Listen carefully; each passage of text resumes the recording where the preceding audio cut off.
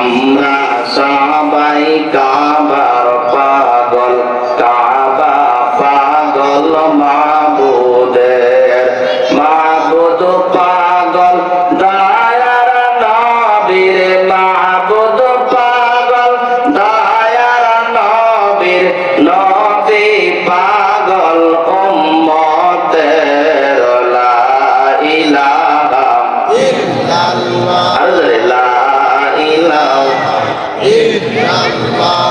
সুবহানাল্লাহ ওয়ালহামদুলিল্লাহ, লা ইলাহা ইল্লাল্লাহ, লা ইলাহা ইল্লাল্লাহ, মুহাম্মাদুর রাসূলুল্লাহ সাল্লাল্লাহু আলাইহি ওয়াসাল্লাম। ঐতিহ্যবাহী পীর বাদশাহ দারুল উলুম মাদানিয়া মাদ্রাসার উদ্যোগে আজকের বার্ষিক ওয়াজ ও দোয়ার মাহফিলের অত্যন্ত সম্মানিত সভাপতি, প্রধান অতিথি, বিশেষ অতিথি সহ দেগার হযরত উলামায়ে কেরাম, বিশেষ করে আজকের যিনি অত্র মাহফিলের সভাপতিত্বের দায়িত্ব পালন করছেন, আমার অত্যন্ত কাছের এবং মহব্বতের মানুষ জনাব মোহাম্মদ দাদন সরদার সাহেব, সভাপতি অত্র মাদ্রাসা। আল্লাহ তাআলা মাহফিলের সভাপতিত্বের বরকতে আল্লাহ তাআলা সুস্থতার সাথে সুদীর্ঘ নেক হায়াত দান করুন, সকলে পড়ে নেয় আমিন। প্রধান মেহমান হিসেবে যিনি উপস্থিত হবেন, হাজী শরিয়াতুল্লাহ রহমাতুল্লাহ আলাইহির সপ্তম পুরুষ হাফেজ মাওলানা তোহা সাহেব, পীর জেলা বাহাদুরপুর সহ প্রধান অতিথি জনাব আলহাজ শফিকুর রহমান কিরণ সাহেব, সাবেক সংসদ সদস্য, সভাপতি শরীয়তপুর জেলা বিএনপি সহ দেগার হযরত উলামায়ে কেরাম, মুরব্বিয়ানে আওয়াম, যুবক ভাইরা, পর্দা নিশিন, অনন্যে গুণে গুণান্বিতা ধার্মিকা মা ও বোনেরা, স্কুল কলেজ ভার্সিটি ও মাদ্রাসা ছাত্র ভাইরা, আসুন সর্বাগ্রে সর্বপ্রথমে মহান তাবারাকাহু ওয়া তাআলার আলিশান দরবারে ইলাহিতে শুকরিয়া আদায় করি যে মহান মুনিব আল্লাহ তাআলা আমাদেরকে কোরআনের নিসবতে, হাদিসের নিসবতে, আলেম ওলামাদের সহবতে এই জান্নাতি বরকতি মাগফিরাতি মাহফিলের মধ্যে এসে বসার মতো তৌফিক দান করেছেন। এই জন্য শুকরিয়া আদায় করি, সকলে জবান খুলে পড়ে নেই আলহামদুলিল্লাহ।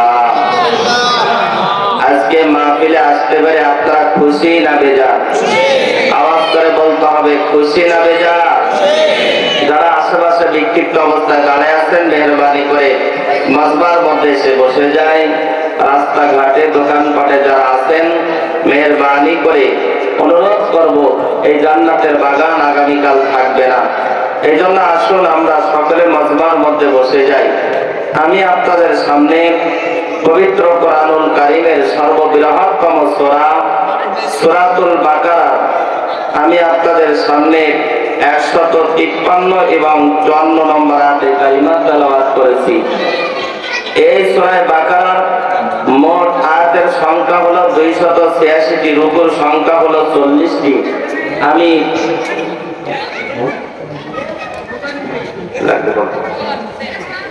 এই সূরাটা হলো মাদানী সূরা, অত্যন্ত দামি বরকতপূর্ণ সূরা। সূরা থেকে আমি 2খানা আয়াতে কারিমা তেলাওয়াত করেছি। সংক্ষিপ্ত ভাবে, যেহেতু প্রধান মেহমান এসে গেছেন, তিনি প্রাণ খোলা আলোচনা, সুললিত কণ্ঠে আলোচনা পেশ করবেন, আমি সংক্ষিপ্ত সময়ে আমি আপনাদের সামনে কিছু আলোচনা পেশ করার ইচ্ছা পোষণ করেছি। আল্লাহ তাআলা আমাকে তৌফিক দান করুন, বক্তা এবং শ্রোতা সকলকে কবুল করেন। জবান খুলে পড়ে নেয় আমিন। আরো জোরে পড়ে নেয় আমিন। কোরআনের আলোচনা শুনতে ভালো লাগে না খারাপ লাগে? আরো জোরে বলেন, ভালো লাগে না খারাপ লাগে? আজকে মজমার ভিতরে কোন কাফের আছে? কোন কাফের আছে? কোন মুনাফিক আছে? মুনাফিক আছে? নাই। মুমিন আছে কারা কারা? হাত উঁচু করেন। মুমিন মুসলমান কারা কারা? সকলে যারা মুমিন তারা হাত উঁচু করবেন, যারা কাফের আর মুনাফিক তারা হাত উঁচু করবেন না।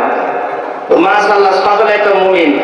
যারা মুমিন তারা চিৎকার দিয়ে কণ্ঠের আওয়াজকে উজাড় করে হাত উঁচু করে চিৎকার দিয়ে বলো নারায়ে তাকবীর। আরো জোরে নারায়ে তাকবীর।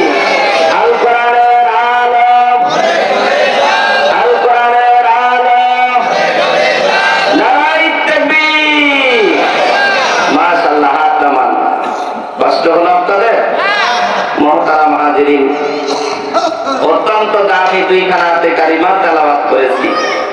আর যেহেতু কাফের নাই, মুনাফিকও নাই, আছে সকলে মুমিন মুসলমান। এখন আপনারা বলেন তো দেখি আলোচনাটা কোন সম্পর্কে হলে ভালো হয়? যেহেতু কাফের নাই, আলোচনা করারও দরকার নাই। যেহেতু মুনাফিক নাই, তাদের সম্পর্কে আলোচনা করারও দরকার নাই। যেহেতু আমরা সকলে মুমিন মুসলমান, এই জন্য মুমিন সম্পর্কে, ইমানদার সম্পর্কে কিছু আলোচনা করার দরকার আছে না নাই? কথা বলতে হবে, আছে না নাই? কারণ ইমানদার ব্যক্তিদের জন্য আল্লাহ স্পেশালিস্ট একটা জায়গার ব্যবস্থা করে দিয়েছেন। সেই জায়গাটা হলো জান্নাত। জায়গাটা কোন জায়গা? আর মুনাফিক আর কাফের বেঈমানরা থাকবে জাহান্নামে। কোথায়? ওরা জাহান্নামে থাক। ইমানদার ব্যক্তি সম্পর্কে আল্লাহ কোরআনুল কারীমের ভিতরে অসংখ্য জায়গায়, প্রায় 179 জায়গায় আল্লাহ ইমানদার ব্যক্তিকে সম্বোধন করে বলছেন, হে ইমানদার, তোমরা আল্লাহ তাআলাকে ভয় করো। চিৎকার দিয়ে বলুন সুবহানাল্লাহ। এখন ইমানদার ব্যক্তি যারা, তোরা ভয় করবে কাকে? আরো জোরে বলতে হবে, কাকে ভয় করবে? আল্লাহ তাআলাকে ভয় করবে।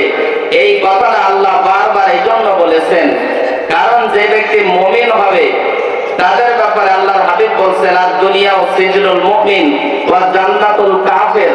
মুমিন যারা, ইমানদার যারা, তাদের জন্য দুনিয়াটা হলো কারাগার, জেলখানা, আর কাফের বেঈমানদের জন্য এটা হলো জান্নাত। কথা কোন ঠিক না বেশি? কারণ মুমিন ব্যক্তি দুনিয়ায় কষ্ট করবে, কষ্ট পাবে, কিন্তু তাদের জন্য আল্লাহ স্পেশালিস্ট জান্নাতের নিয়ামত, নাজ নিয়ামতের ব্যবস্থা করে দিয়েছে। মুমিন ব্যক্তি মরতে দেরি হয়, আল্লাহ করে জান্নাতে যাইতে দেরি হয়। আর যারা বলেন হয়, এই জন্য মুমিন ব্যক্তি মরতে চায়, কারণ মরলেই তো জান্নাতে চলে যায়। কথা বলেন ঠিক না বেশি? আমি প্রারম্ভে আপনাদের কাছে একটা প্রশ্ন করি, একজন ব্যক্তির নাম বলবেন যেই ব্যক্তি দুনিয়াতেও মরে না, কবরেও মরে না, হাসরেও মরে না, কোথাও মরবে না, জান্নাতে গেলেও মরবে না। এই ব্যক্তিকে কে বলতে পারবেন? কে বলতে পারবেন? এই সম্পর্কে আলোচনা। কারণ আমরা যারা মানুষ, সকলের মরণ আছে না নাই? কিন্তু আল্লাহ বলছেন একদল, এক শ্রেণীর ব্যক্তির মরণ দুনিয়াতেও নাই, কবরেও নাই, হাসরেও নাই, কোথাও সে মরবে না। এই বিষয় নিয়ে আলোচনা করবো। শুনতে রাজি আছেন? একটু সময় লাগলে দিতে রাজি আছেন? এখন আসুন, যারা মুমিন, আল্লাহ তাআলা বলছেন ঈমান আনার পরে সর্বপ্রথম কাজ হলো নামাজ আদায় করবে। কি আদায় করবে? ইন্নাস সালাতা তানহা আনিল ফাহশাই ওয়াল মুনকার।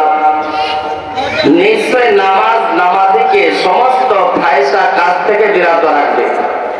অর্থাৎ যেই ব্যক্তি নামাজি, ইমানদার, ওই ব্যক্তি চুরি করতে পারবে না, ডাকাতি করতে পারবে না, ছিনতাই করতে পারবে না, রাহাজানি করতে পারবে না, দুর্নীতি করতে পারবে না, ডাকাতি করতে পারবে না, অন্যায় অত্যাচার জুলুম নির্যাতনের কাজ করতে পারবে না। নামাজ ওই ব্যক্তিকে ফেরায় রাখবে। জোরে কান সুবহানাল্লাহ। ইমানদারের জবাব দিবেন, আমাদের দেশে নামাজ পড়ে, চুরি করে, নামাজ পড়ে, আপনার আইন খেলে, নামাজ পড়ে, অন্যায় কাজ করে, এমন ব্যক্তি আছে না নাই? তাহলে নামাজ ওই ব্যক্তিকে কেন ফেরাইতে পারলো না? সমস্যাটা কোথায়? সমস্যা হলো এক জায়গায়, নামাজ ঠিক আছে, রুকু ঠিক আছে, কওমা জলসা সবই ঠিক আছে, সমস্যা একটাই, অন্তরের সাথে আল্লাহর ভয় দিল অন্তরের ভিতরে নাই। কথা বলেন ঠিক না বেশি? যদি আল্লাহর ভয় থাকতো, যে আমি যে অন্যায় করতেছি পৃথিবীতে কেউ দেখে না, একজন দেখে, চিৎকার দিয়ে বলুন তিনি কে? আরো যারা বলেন তিনি কে? আল্লাহ তাআলা আমরা যেখানে বসে আছি দেখতেছেন কি দেখতেছেন না? এই জন্য আল্লাহ প্রত্যেকটা আয়াতে বলছেন, অধিকাংশ আয়াতে আল্লাহ তাআলা ইমানদারকে সম্বোধন করে বলছেন, ইমানদার তোমরা আল্লাহ তাআলাকে ভয় করো। কারে ভয় করবে? আল্লাহ পাক রব্বুল আলামিন বলেন, ইয়া আইয়ুহাল্লাযীনা আমানুত্তাকুল্লাহ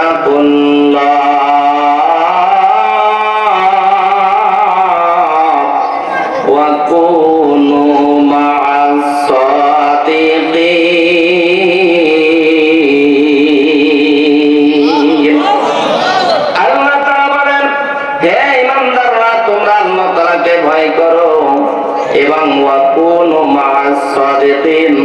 এবং তোমরা সদা সর্বদাই সাদিকিন সত্য ব্যক্তিদের সাথে থাকো। যারা সত্যবাদী ব্যক্তি তাদের সাথে থাকো। কে বলছেন? আল্লাহ তাআলা। অন্যদের মধ্যে আল্লাহ পাক রব্বুল আলামিন ইমানদার ব্যক্তিদেরকে ডাক সম্বোধন করে বলছেন, ইয়া আইয়ুহাল্লাযীনা আমানুত্তাকুল্লাহ হাক্কা তুকাতিহি ওয়া লা তামুতুন্না ইল্লা ওয়া আনতুম মুসলিমুন।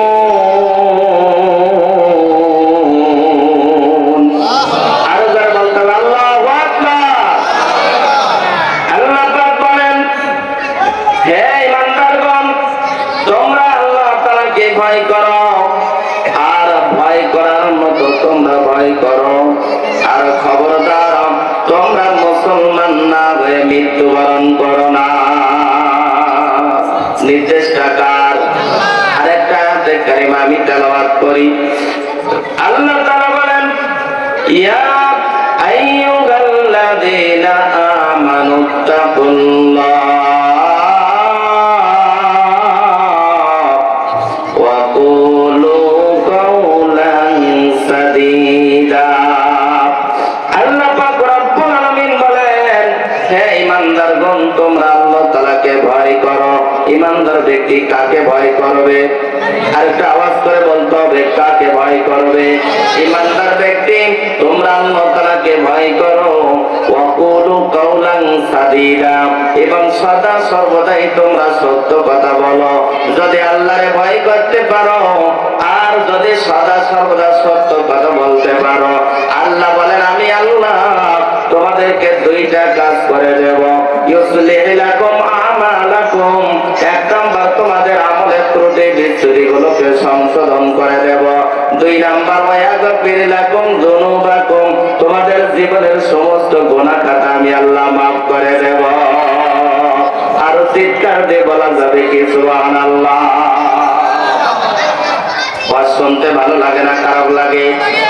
আল্লাহ তাআলা বলেন, ইমানদারের একটা লক্ষণ থাকবে, চাই যখন কোরআন হাদিসের আলোচনা শুনবে তখন ইমানদার ব্যক্তি যারা হবে তাদের ভালো লাগবে, আনন্দ লাগবে, টেস্ট লাগবে, শান্তি লাগবে, আনন্দ লাগবে, মুখে একটা হাস্যজ্জ্বল চেহারা থাকবে।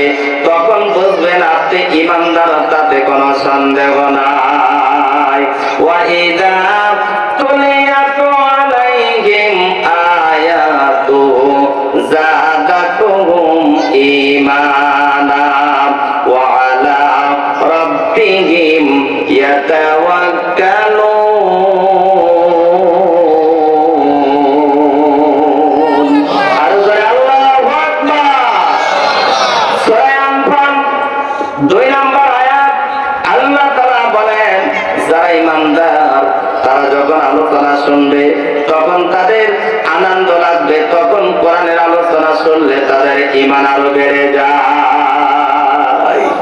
আর যদি ওই ব্যক্তি মুনাফিক এবং কাফের হয় তখন চেহারাটা যেন হনুমানের মতো কালো হয়ে যায়। ঠিক না বেশি? যার মন খারাপ হবে আলোচনা শুনলে তালিকায় কিন্তু আরেকটা যাবে। ততক্ষণ ঠিক না বেশি? আপনারা নিজেরাই সিদ্ধান্ত দিয়েছেন, যারা বসছেন আপনারা সকলে ইমানদার। কথা বলেন ঠিক না বেশি? কথাটা আমি বলছি না আপনারা বলছেন? এখানে যেহেতু কাফেরও নাই, মুনাফিক নাই, আলোচনার দরকারও ভাইজান রে আমার। তাহলে আসুন, আপনি যদি ইমানদার হন, নেককার হন, আপনি যদি মুসলমান হয়ে থাকেন, আল্লাহ তাআলা আল্লাহর হাবিব বলছেন, দুনিয়া সিজনুল মুমিন ওয়া জান্নাতুল কাফির। যদি মুমিন হয়, মুমিনের জন্য দুনিয়াটা হলো কারাগার, সুখ শান্তি সব নাও হতে পারে। আল্লাহ তাআলা মুমিনদেরকে সম্বোধন করে বলছেন, মুমিন ব্যক্তি মান তাওয়াজা লিল্লাহ রাফাহুল্লাহ। হুজুর বলেন, যেই ব্যক্তি নিজেকে বিনয় নম্রতা অর্জন করে, আমার আল্লাহ তাআলা সম্মানকে আরো বৃদ্ধি করে দেয়। ওয়া রাফা'না লাকা যিকরাক, নবী আমি আপনার মর্যাদাকে সমুন্নত করে দিয়েছি, সর্বোচ্চ মর্যাদা বৃদ্ধি করে দিয়েছি। এই কথাটা বলার পর আল্লাহ বলছেন, ফাইন্না মাআল উসরি ইউসরা, ইন্না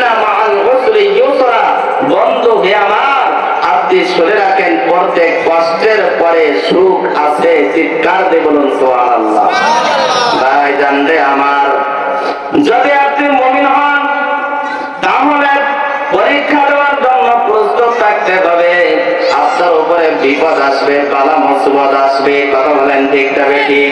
আল্লাহ তাআলা সূরাতুল বাকারার 155 নম্বর আয়াতের ভিতরে আল্লাহ তাআলা জানাই দিয়েছেন, ওয়ালা নাবলুওয়ান্নাকুম বিশাইইম মিনাল খাউফি ওয়াল জু'i ওয়া নাকসিম মিনাল আমওয়ালি ওয়াল আনফুসি ওয়াত তামারাত ওয়া বাশশিরিস সাবিরিন।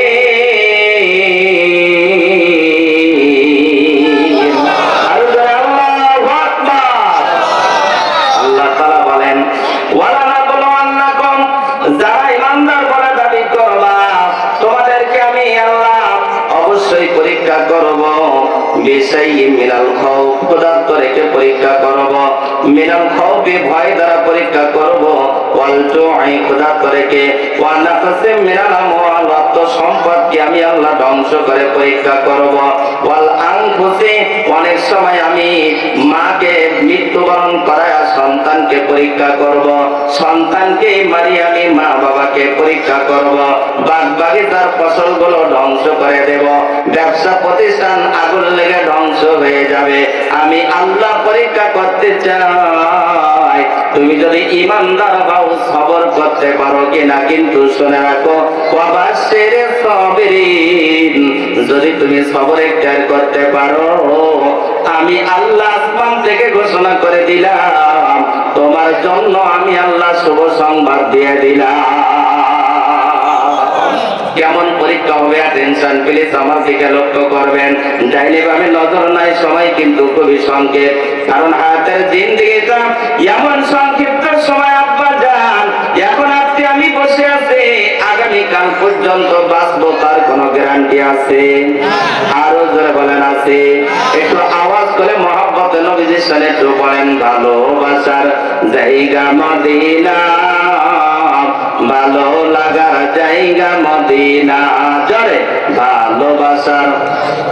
ভাইরা, শরীয়তপুরের মানুষ আপনারা, সব থেকে আপনাদের বড় হাতিয়ার, আপনাদের এই জেলার নাম হলো শরীয়তপুর। যে শরীয়তপুরের নামে গোটা পৃথিবীতে আর কোনো জেলা নাই। শরীয়ত যেমন শরীয়ত, ঠিক নামটাও তেমন কামও অমনই হওয়া লাগবে। কথা বলেন ঠিক যাবে ঠিক। সব জায়গায় বিপদ আবার প্লাবিত হয়, ধ্বংস হয়ে যায়। আপনাদের শরীয়তপুরে এত বিপদ আবার নাই। কারণ কি? আমার জানা মতে সব থেকে বড় হাতিয়ার একটাই, শরীয়তপুরে যে পীর সাহেব শরীয়তুল্লাহ হাজী রহমাতুল্লাহ আলাইহি, ওনাদের বংশধররা আছে, আখের রাতে যেই দুই চোখের পানি ছেড়ে দিয়ে কান্না করেন এই শরীয়তপুরের জন্য, যার কারণে আল্লাহ তাআলা আপনাদের উপরে বালা মুসিবত থেকে হেফাজত করেন। কথা বলেন ঠিক আছে?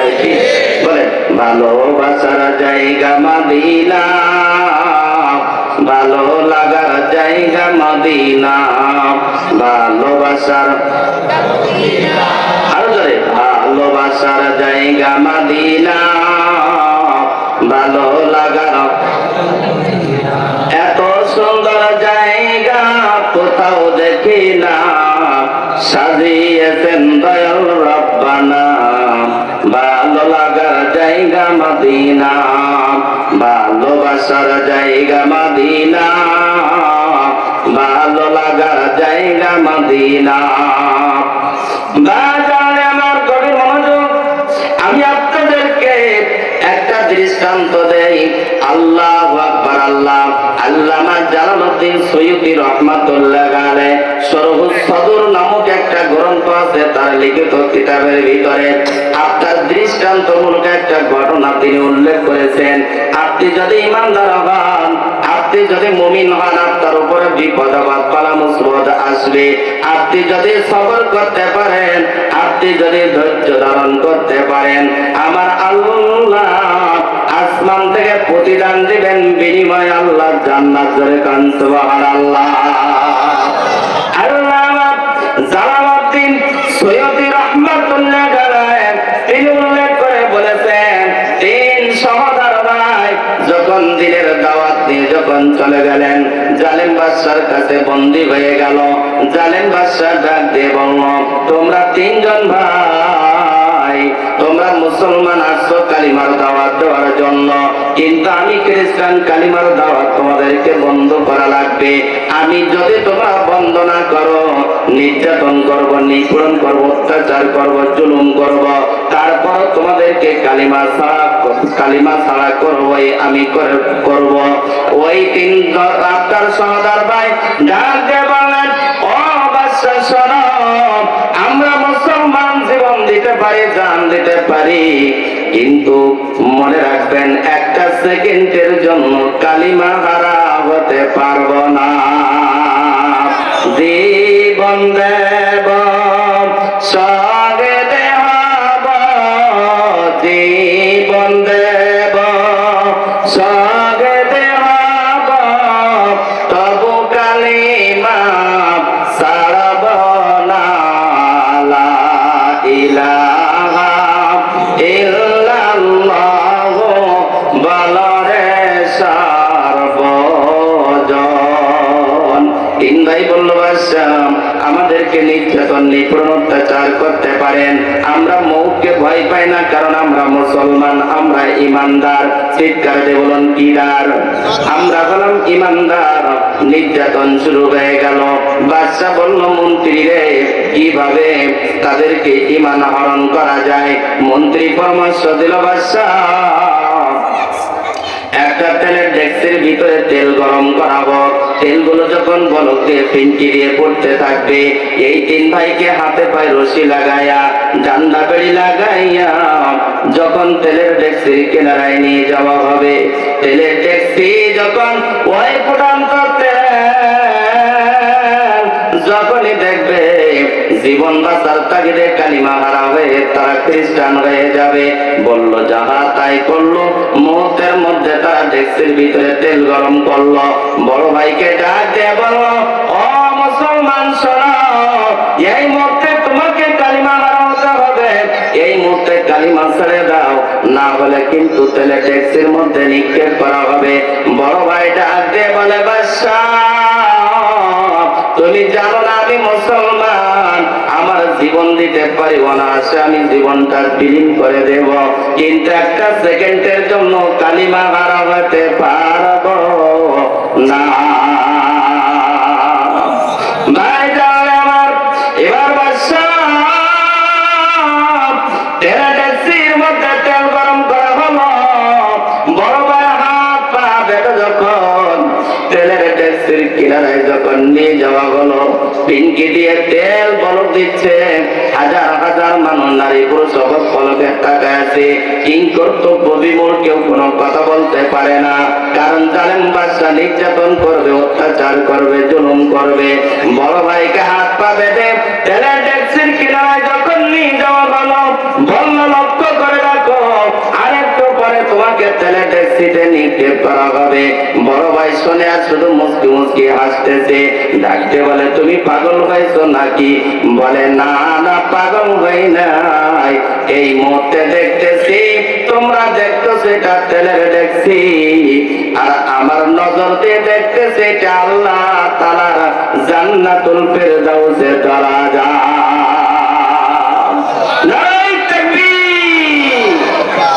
আপনাদের খারাপ লাগে? আপনাদের কষ্ট হয়? আরো জোরে বলেন, খারাপ লাগে নাকি? ভাই জানে আমার, এবার জালেম বাদশা ওই ইমানদার যুবক ডাক দিয়ে বলেন, ইন্নাল্লাযীনা ক্বালু রাব্বুনাল্লাহু সুম্মা ইসতাকামু তাতানাজ্জালু আলাইহিমুল মালাঈকা। জোরে বলেন আল্লাহু আকবার। আরো জোরে আল্লাহু আকবার। ইন্নাল্লাযীনা, ইন্না নিশ্চয় আল্লাযীনা যারা, ক্বালু তারা বলবে, রব্বুনা আল্লাহ, আমার রব হলো আল্লাহ। চিৎকার দিয়ে বলুন, আমাদের রব কে? আরো জোরে বলুন, আমাদের রব কে? একটু হাত ইশারা দিয়ে বলুন, আমাদের রব কে? আল্লাহ ডাক দিয়ে বলে, বান্দা যখন একবার রব বলে ডাক দাও, আল্লাহ বলে, বান্দা তোর ডাক দিতে দেরি হয়, আমি আল্লাহ তোর জীবনের গুনাহ খাতা মাফ করে করে দিয়া তোর নামটা আমি ওলিদের খাতায় উঠায়া দে। আর আল্লাহু আকবার। ভাইজান রে আমার, ওই জওয়ান সন্তান ডাকে বলতেছে বাদশাহ পালক সোম্মাস্তাকামু, আমি ইস্তেকামাত হয়ে গেলাম, আমি মজবুত হয়ে গেলাম। তুমি আমাদের নির্যাতন করতে পারো, নিপীড়ন করতে পারো, জুলুম করতে পারো। আল্লাহ পাক রব্বুল আলামিন বলেন সুম্মাস্তাকামু, রবের উপরে যে ব্যক্তি ইস্তেকামাত থাকবে তার মৃত্যুর সময় আসমান থেকে নাজিল হয়ে যাবে আল্লাহর রহমতের ফেরেশতা। তাতানাজ্জালু আলাইহিমুল মালাইকা, চতুর্দিক থেকে রহমতের ফেরেশতা চলে আসবে। মৃত্যুর সময় ওই বান্দাকে উভাই দেবে, বান্দাকে বলতে থাকবে ও আমার বান্দা, আল্লাহ তাকাবু, তোমার কোনো ভয় নাই, ওয়ালা তাহজানু, তোমার কোনো পেরেশানি নাই, ওয়া বশিরু বিল জান্নাত, তুমি শুভ সংবাদ গ্রহণ করো ওই জান্নাতের, ইন কুনতুম তুআদুন, যে জান্নাত দেওয়ার প্রতিশ্রুতি দিয়েছে আমার আল্লাহ।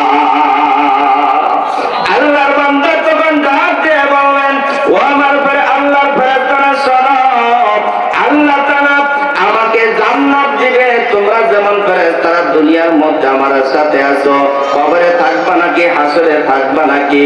আল্লাহর ফেরেশতারা ডাক দিয়ে বলে নাহানু আউলিয়াউকুম ফিল হায়াতিদ দুনিয়া ওয়া ফিল আখিরাহ, যেমন তোমার সাথে দুনিয়ায় ছিলাম ঠিক তেমনি করে ওয়া ফিল আখিরাহ, আখিরাতের ভিতরে থাকবো। আর একটা শুভ সংবাদ গ্রহণ করো, ওয়ালাকুম ফিহা মা তাশতাহি আনফুসুকুম, এমন একটা জান্নাত আল্লাহ দিবে, বান্দা ওই জান্নাতের ভিতরে যা দাবি করবে আমার আল্লাহ তাই দিয়ে দিবে। বান্দা তুই যা চাইতে পারবি না আমার আল্লাহ তাও দিয়ে দিবে। জোরে কান সুবহানাল্লাহ। আল্লাহর বান্দার হাতে পায়ে রশি লাগাইয়া জালেম বাদশা যখন তেলে ডাকতে কেরানে নিচ্ছে, আমার আল্লাহ ফেরেশতাকে সম্বোধন করে বলে ফেরেশতা যাও যাও জান্নাতুল ফিরদাউসের দরজাটা খুলিয়া দাও, জান্নাত থেকে ছবিগুলো উঠাইয়া আমার বান্দার সামনে ধরো। আমার বান্দা জান দিয়ে জীবন দিয়ে আসতে দেরি হবে, আমি আল্লাহ জান্নাত দিতে একটা সেকেন্ডও দেরি করব না। নারায়ে তাকবীর। ভাইজান রে আমার, ডান্ডা বেড়ি লাগাইয়া বড় ভাইকে যখন তেলে ট্যাক্সির ভিতরে নিক্ষেপ করে দিয়েছে, মৌতের ভিতরে হাড় হাড্ডি গলে আপনার কাল কোটার মতো ভাষা আরম্ভ হয়ে গেছে, ওই মাছের মতো আল্লাহু আকবার, বড় ভাই ভোনা ভোনা হয়ে গেল। সমস্ত মানুষগুলি চোখের পানি ছেড়ে দিয়ে দিয়ে কান্দে, কিন্তু জালেম বাদশার ভয়ে কেউ কিছু বলতে পারে না। দ্বিতীয় ভাইকে যখন ধরেছে, দ্বিতীয় ভাইকে ডাকতে বলতেছে শোনো, তোমার বড় ভাই যেমন করে জান দিয়ে চলে গেল, এই মুহূর্তে তুমি যদি কালিমা না ছেড়ে দাও তোমাকেও কিন্তু তেলের ডেকচির মধ্যে ফেলে দেওয়া হবে। দ্বিতীয় ভাই ডাকতে বলতেছে জালেম বাদশা শোনো, আমার বড় ভাই জান দিয়ে চলে গেল আর হাতের ইশারা দিয়ে বলল ভাই আসো আসো, তুমি তেলের ডেকচিতে ঝাঁপ দিয়ে পড়ো।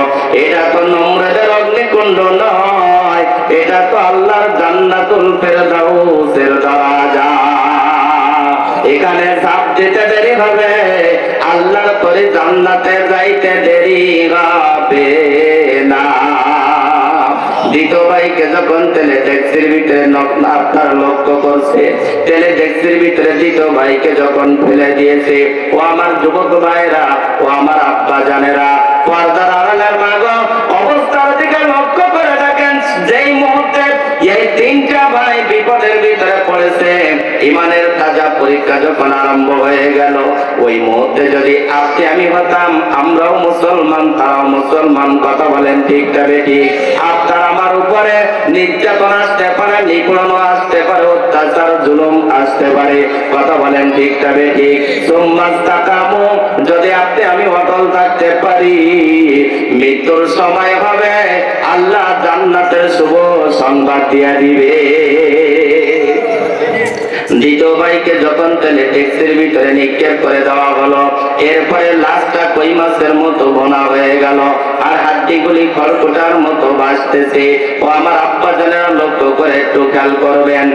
এরপরে ছোট ভাইকে যখন ডাকা হলো, ছোট ভাইয়ের হাতে পায়ের ভেতরে ডান্ডা বেড়ি বৃদ্ধি করে দিয়া, ডান্ডা বেড়ি দিয়া বাঁধিয়া যখন ছোট ভাইকে তেলে ট্যাক্সির উপরে নিয়েছে, তেলে ট্যাক্সির মধ্যে ফেলে দেবে দেবে অবস্থা, উপরে যখন গড়াইতেছে, ওই মুহূর্তে একজন মাজুসি অগ্নি পূজক চলে আসলেন।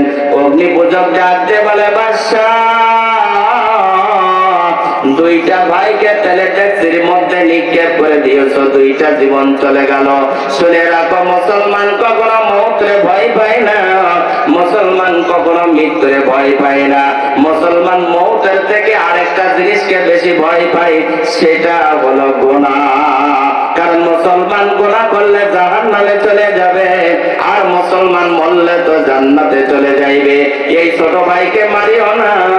যদি ছোট ভাইকে যদি মারো, হত্যা করে গেল, ইসলামের উপর অবিশ্বাস ঈমান যদি দেখো, হতে পারে হাজার হাজার খ্রিস্টান নরনারী কালিমা পড়ে মুসলমান হয়ে যাবে।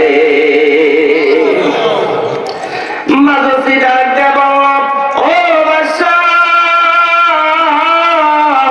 এই ছোট ভাইকে মারিও না। এবার বাদশাহ বলে, তাহলে কি করবি বল, কিভাবে গুনাহ করাবি বল। মাজুসি একটা আপনার মাজুসি পরামর্শ দেয়, বলে আমার ঘরে একটা সুন্দরী মেয়ে আছে, অত্যন্ত সুন্দর সুললিত চেহারা তার, এত সুন্দর মেয়েটা, ওই মেয়েটার দিকে একবার যেই ব্যক্তি নজর দেয় সে চোখ ফেরাইতে পারে না। হাজার যুবক গুলো আমার মেয়ের জন্য লালায়িত আছে, পাগল পারা হয়ে আছে। ও বাদশাহ, যদি আপনি অনুমতি দেন, আমার ওই মেয়েটাকে দিয়া আর ওই যুবকটাকে দিয়া একটা রুমের ভিতরে তাকে বন্দি করে রাখবো। আমার মেয়ে যখন প্রেম নিবেদন করবে, অবশ্যই আমার মেয়ের দিকে যখন যুবকটা আকৃষ্ট হবে, আমার মেয়েটা বলবে কালিমা হারা হক, খ্রিস্টান হয়ে যা, তখন খ্রিস্টান হতে বাধ্য হবে। ধরে বলেন নাউজুবিল্লাহ। কিন্তু ও তো জানে না এটা মুসলমান। কথা বলেন ঠিক না বেঠিক? মুসলমান জান দিতে চায় কিন্তু গুনাহ করতে চায় না। বাদশা বলল, মাজুসি,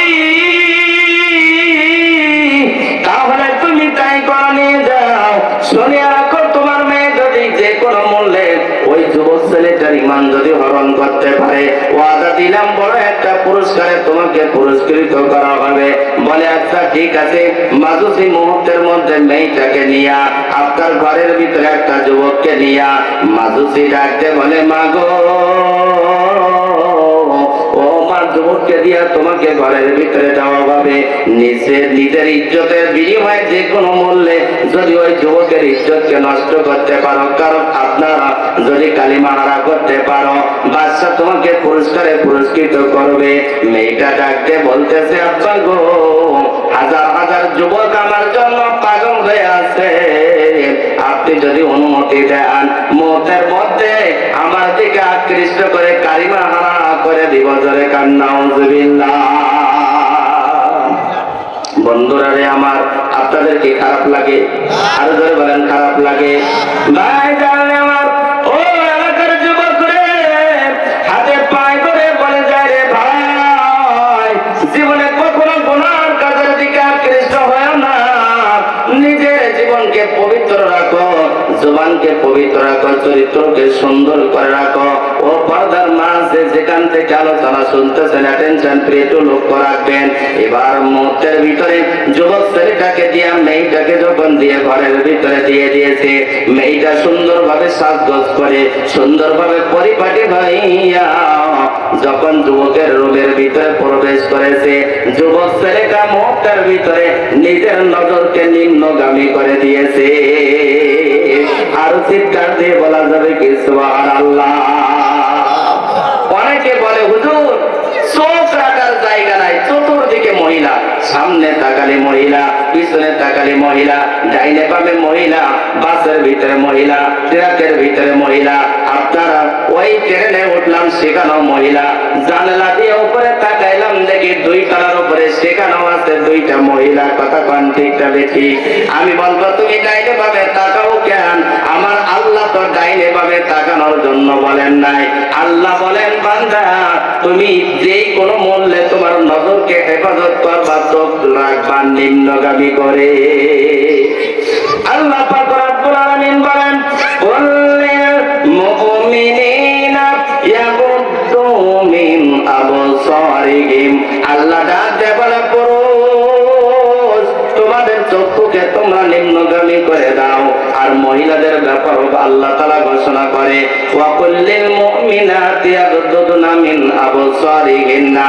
আর নারীরা তোমরাও তোমাদের চক্ষুকে নিম্নগামী করে দাও।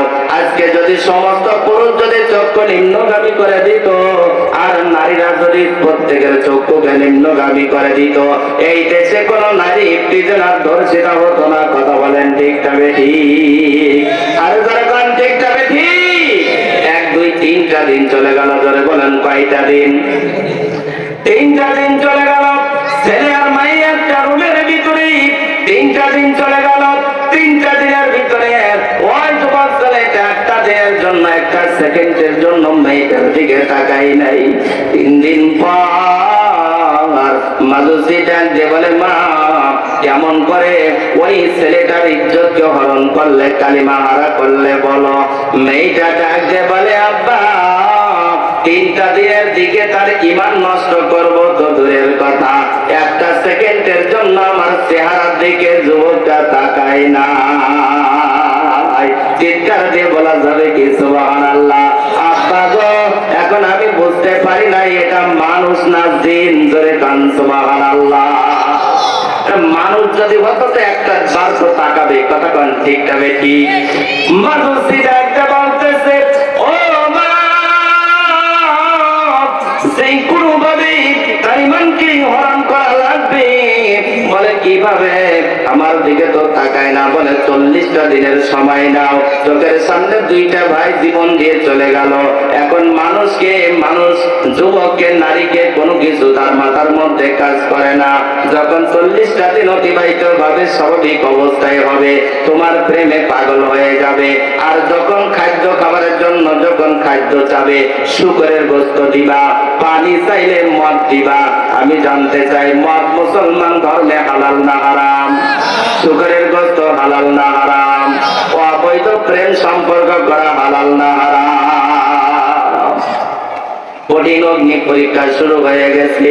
এই অবস্থায় যখন বিরাজমান, যখন একের পর এক 40 দিনের সময় নিয়ে যখন চলে গেছে, এবার মেয়েটা সুন্দরভাবে আপনার সাজগোজ করে পরিপাটি হয়ে গেছে। কারণ দেখবেন অরমেন্স বিউটি পার্লারের ভিতরে যখন মেয়েরা যায়, কালো কালো মেয়েরা যায়, বাইর হয় সব রড লাইটের মতো সাদা হয়ে। কথা কোন ঠিক তবে ঠিক? এখন তো দেশের মধ্যে আর কালো মেয়ে নাই, আছে নাকি ভাই? কালো কালো মেয়েরা যায় অরমেন্স বিউটি পার্লারে, আর সব বাইর হয় পূর্ণিমা একটা ডানা কাটা পৈরির মতো হয়ে। কথা বলেন ঠিক তবে ঠিক? যুবক ভাইদেরকে অনুরোধ করবো, হে যুবক, নিজের পছন্দ মতো বিয়ে করো না, পিতা মাতার পছন্দ মতো বিয়ে করো। কারণ তুমি প্রেম আর ভালোবাসা করে বিবাহ করবা, ওই রকম একটা দেখে বিয়ে করবা জরিনা। আর রাত্রে বিয়ে করে আল্লাহ জরিনা, সকালবেলা যখন গোসল করবে হয়ে গেছে সকিনা। কথা বলেন ঠিক তবে ঠিক? এখন এই যুবক আর বর দিকে আর চেহারা ভাল লাগে না। এখন অন্যদিকে যুবকটা দৌড়ায়, আর ওই বিড়ি তখন ছোট হুজুরের কাছে, হুজুর একটা তাবিজ দেন, খোকার বাপের লাইনটা ততটা ভালো না। কথা খান ঠিক তবে ঠিক? এখন কি আর তাবিজের কাজ হবে? পান ভাই যায় আমার কবির মনোযোগ। যুবক নামাজ পড়ে আর আল্লাহর কাছে সাহায্য চায়। আল্লাহ পাক রব্বুল আলামিন সেই কথাটা তুলে বলছেন, ইয়া আইয়ুহাল্লাযীনা আমানু ইসতাঈনু বিস-সাবরি ওয়াস-সালাহ। আল্লাহ তাআলা ডাকতে বলে, ঈমানদার, বিপদে আপদে বালা মুসিবতে যখন পড়বা, তুমি আল্লাহর কাছে সাহায্য প্রার্থনা করো। বিস-সাবরি ওয়াস-সালাহ, সালাতের মাধ্যমে, নামাজের মাধ্যমে আর সবরের মাধ্যমে। চিৎকার দিয়ে বলা যাবে কি সুবহানাল্লাহ? আল্লাহর বান্দা যুবক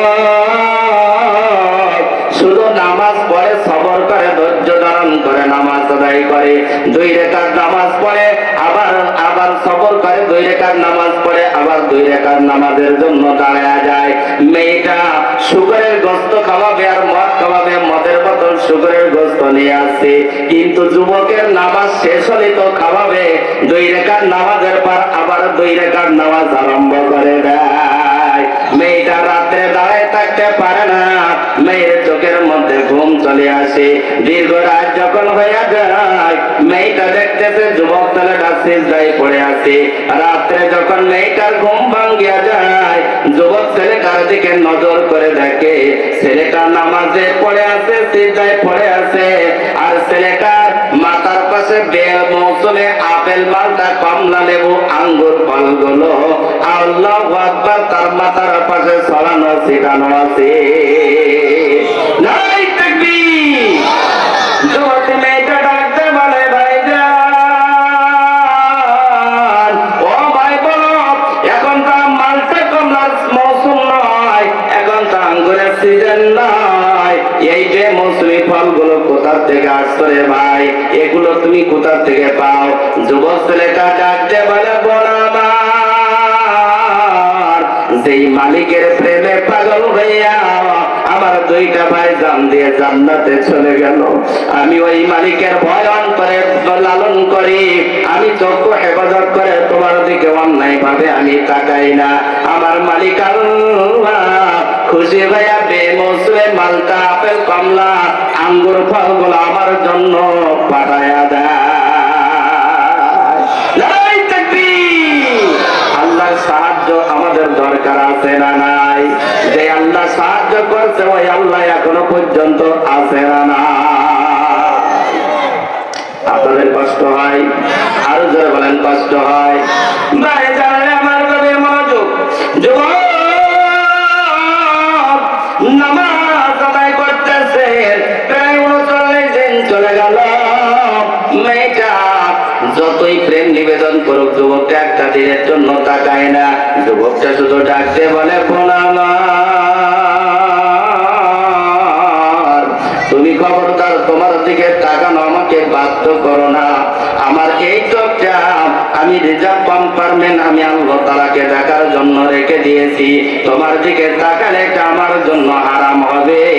আমি আমার আল্লাহ রাসূলকে দেখার জন্য চোখ রেখে দিয়েছি। চিৎকার দিয়ে বলা যাবে কি সুবহানাল্লাহ? বলেন, আল্লাহর নবী, দয়ার নবী গো, আপনি নবী আমার জীবনের জীবন। জোরে আল্লাহর নবী। আপনাদের গলায় জন নাই? এই যুবক ভাই, এই সন্তান মাদ্রাসা তলবেন, গলায় জন নাই? জোরে মহব্বতের সাথে আল্লাহ ফেরেশতাদের মাধ্যমে এই আওয়াজকে মদিনায় নবীর কাছে পৌঁছায় দিবে।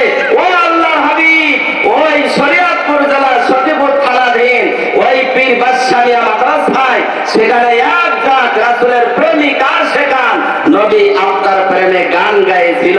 এই ওসিলায় আল্লাহ নবী মাফ করতে পারেন কি পারেন না? এটা জবান করে, আল্লাহর নবী, দয়ার নবী গো, আপনি নবী আমার জীবনের জীবন। ধরে আল্লাহর নবী, আর ধরে আল্লাহর নবী, দয়ার নবীজি, আপনি নবী আমার জীবনের জীবন। খারাপ লাগে আপনাদের?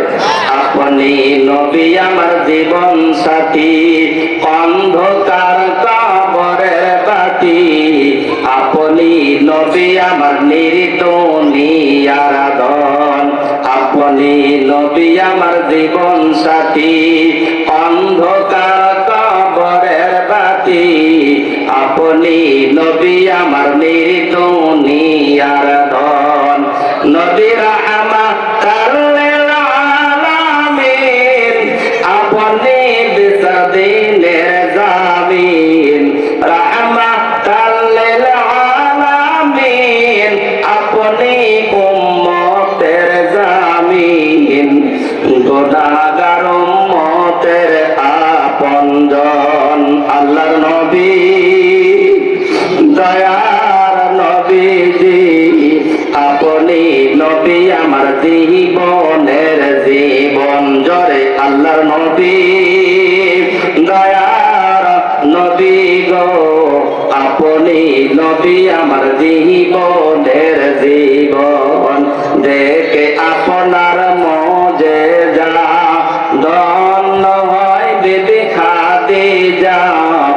দেখে আপনার মজে যা ভাগ্যবতী হয় খাদিজা সবে দিল জীবন আর জৈবন ধন দৌলত যাহা ছিল চরণে সপিয়া দিল আপনারে বানাইল যে আপন আল্লাহর নবী দয়ার নবীজি আপনি নবী আমার জীবনের জীবন জয় কানবার ভাই জানে আমার যুবক ছেলেটা যখন 39 দিন হয়ে গেল মেয়েটা ডাকতে বলতেছে আব্বা গো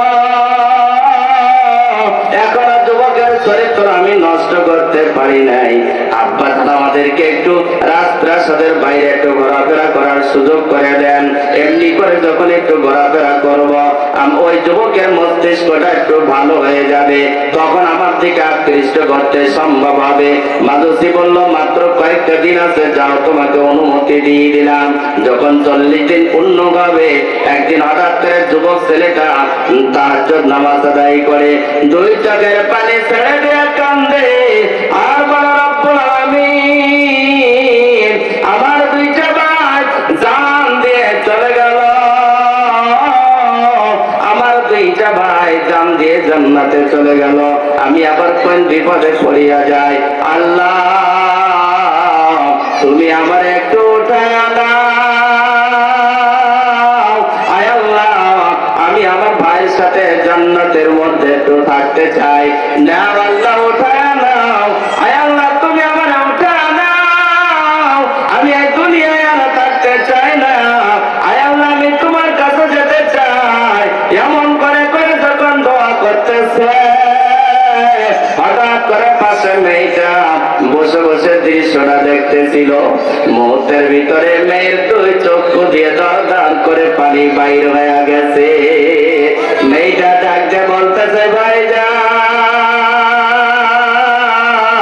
40টা দিন তোমার সাথে একটা রবির ভিতরে আমি থাকলাম একটা দিনের জন্য তুমি আমার দিকে অন্যায় ভাবে তাকাও নাই গুনার দৃষ্টি দিয়ে তুমি তাকাও নাই আমি আর একা একা থাকতে চাই না ভাইজান তুমি যেখানে যাও তোমার সাথে আমিও যেতে চাই আমি আর দেরি করতে চাই না এই মুহূর্তে তুমি আমাকে কালিমা পড়ে মুসলমান বানায়া দাও নারী তাকবীর বন্ধুরা আমার ভাইয়ের আমার এবার কালিমা পড়ে মেয়েটা মুসলমান হয়ে যায় মুসলমান হওয়ার পরে মেয়েটা ডাকতে বলতেছে ভাইজান 40 দিন পূর্ণ হওয়ার পর যখন রাজ দরবারে ডাকা হবে যখন আপনি কালিমার স্বীকৃতি দিবেন আমিও কালিমার স্বীকৃতি দিব তখন আমাদেরও গদ্দান চলে যাবে আমার বাবা মাজুসেরও গদ্দান চলে যাবে খামাকা এখানে তাকিয়ে লাভ নাই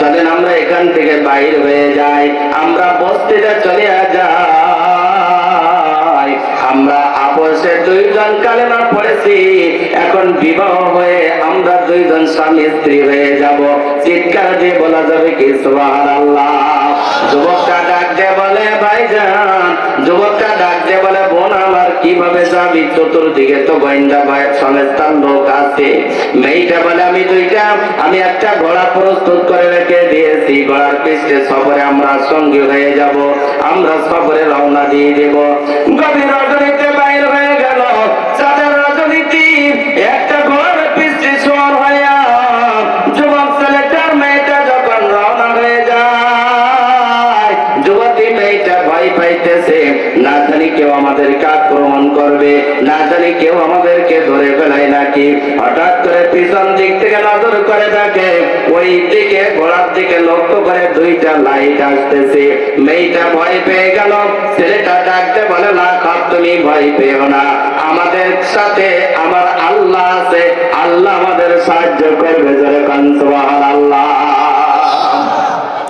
কিছুক্ষণ পরে দেখা গেল ওই 2টা লাইট নয় ওই 2টা তেলের ট্যাক্সিতে পড়া 2টা ভাইয়ের চেহারা দেখা যায় আল্লাহু আকবার ছোট ভাই ডাকতে বলতেছে ভাইজান আমি নিজের চোখে দেখেছি 2টা ভাই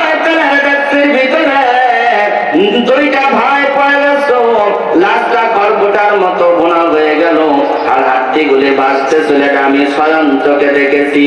কিন্তু ভাইজান বলো তোমরা এখানে কোথা থেকে আসলে, কিভাবে আসলে?